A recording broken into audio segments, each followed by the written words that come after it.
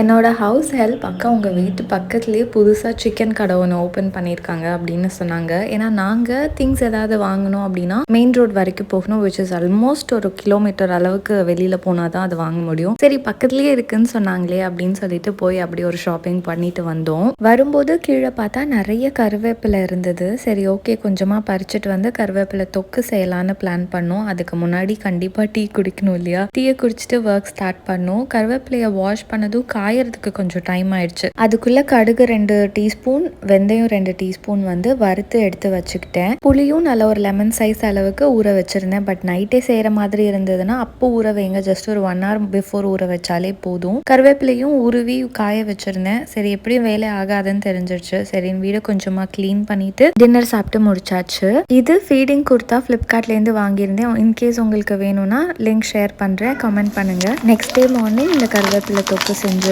நல்லெண்ணெய் ஆட் பண்ணி கருவேப்பிலையை வறுத்து எடுத்துக்கோங்க.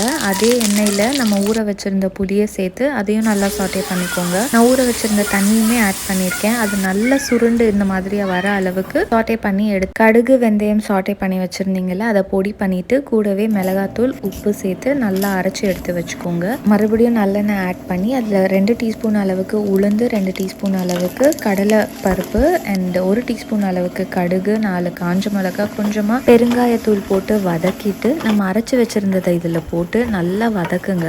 எண்ணெய் தனியாக பிரிஞ்சு வர அளவுக்கு வதக்கி எடுத்தீங்கன்னா கருவேப்பிலை தொக்கு ரெடி. வெளியே வச்சா 10 days, ஃப்ரிட்ஜில் வச்சா 3 months வரைக்கும் ஸ்டோர் பண்ணி யூஸ் பண்ணிக்கலாம். ட்ரை பண்ணி பாருங்க. நெக்ஸ்ட் வீடியோவில் பார்க்கலாம்.